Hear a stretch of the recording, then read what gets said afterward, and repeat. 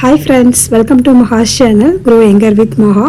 இன்றைக்கி hair tips பார்க்க போகிறோம். ஹேர் டிப்ஸில் முக்கியமாக எல்லாருக்குமே ரொம்ப பார்க்கக்கூடிய ஒரு ப்ராப்ளம், ரொம்ப ட்ரை ஹேராக இருக்குது, ஃப்ரிஸ்ஸியாக இருக்குது, எனக்கு ஷைனிங்காக ஆகணும், ஏன்னா ஏற்கனவே முடி கொட்டுது அப்படிங்கிறப்போ நான் எதுவும் கெமிக்கல் ட்ரீட்மெண்ட் போக முடியாது, இல்லை பார்த்திங்கன்னா இப்போ கெரட்டின் ட்ரீட்மெண்ட் பண்ண முடியாது, இல்லை எதுவும் கண்டிஷ்னர்லாம் போட்டு இன்னும் என்னுடைய முடியை நான் டேமேஜ் பண்ண முடியாது அப்படின்னு சொல்கிறவங்களுக்கான ஒரு சூப்பரான ஹோம்மேட் ரெமெடி தான் பார்க்க போகிறோம்.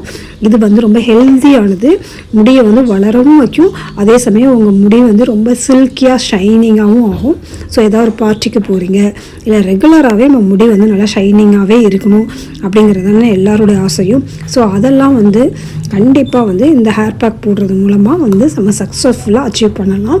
ரொம்ப ரொம்ப சிம்பிளான இன்க்ரீடியன்ட்ஸ் தான். ஸோ வாங்க இன்றைக்கி இந்த ஹோம் ரெமெடியை எப்படி செய்கிறது அப்படின்னு பார்க்கலாம். இதுக்கு தேவையான பொருட்களாக நம்ம வீட்டிலே கிடைக்கக்கூடிய பொருள்கள் வச்சு தான் செய்ய போகிறோம். ஃபஸ்ட்டு ஒரு ரைஸ், அதாவது நம்ம வீட்டில் செய்கிற பொங்கு ரைஸ் சாதம் இல்லைன்னா பச்சரிசி சாதத்தை இந்த மாதிரி தனியாக ஒரு கப் அளவுக்கு எடுத்து வச்சுக்கோங்க. ஸோ இதை நம்ம கிரைண்ட் பண்ணி தான் இந்த இதுக்கு யூஸ் பண்ண போகிறோம். ஸோ கொஞ்சம் குறைவாகவே இருந்தாலும் பரவாயில்ல. ஸோ இந்த அளவுக்கு நம்ம முடி லென்த்துக்கு தகுந்த மாதிரி நம்ம ரைஸ் எடுத்துக்கலாம் ஃபஸ்ட்டு. ஸோ இந்த ரைஸை நம்ம நல்லா மிக்ஸ் பண்ணி நல்லா இந்த கன்சிஸ்டன்சிக்கு நல்லா அதில் கொஞ்சம் கூட கட்டி இல்லாத மாதிரிக்கு நல்லா நம்ம பேஸ்ட் மாதிரிக்கு பண்ணிக்கணும்.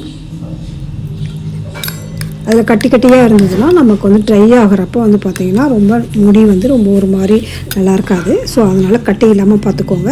அதுக்கப்புறம் ஆலுவேரா நேச்சுரலான ஆலுவேராவே போடுங்க, கடையில் கிடைக்கிறதெல்லாம் போட வேண்டாம்.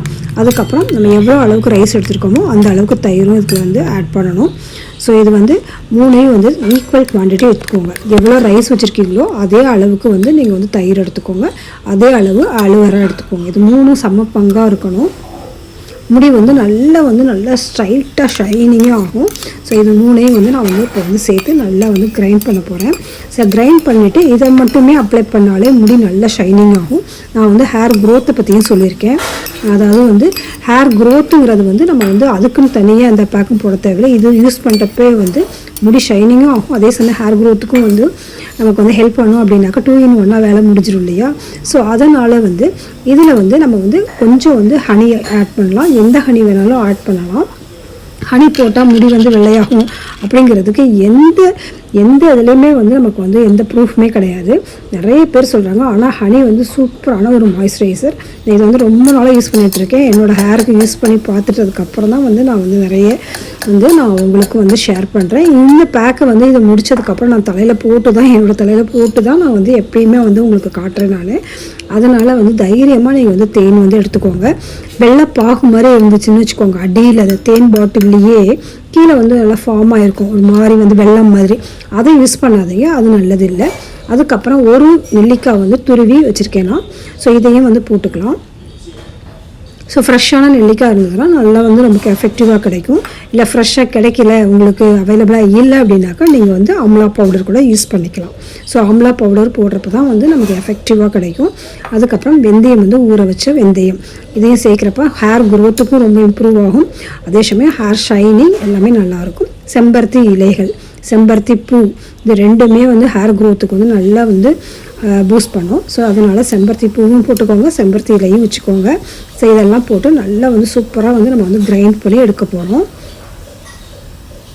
ஸோ இதை கிரைண்ட் பண்ணுறதுக்கு நம்ம ஏதாவது நம்ம ஒரு தண்ணி போட்டு நம்ம அரைக்கணும் அப்படிங்கிற அவசியம் இல்லை. நான் கொஞ்சமாக பாசிப்பயிறு இருக்கு இல்லையா, அந்த பாசிப்பயிரை அந்த குருணை ஊற வச்சு வச்சுருந்தேன். ஸோ அதையும் இதோட சேர்த்துக்கிறேன் நான். இது ஆப்ஷனல் தான், உங்களுக்கு வேணும்னா சேர்க்கலாம், இல்லைனா சேர்க்க தேவையில்லை.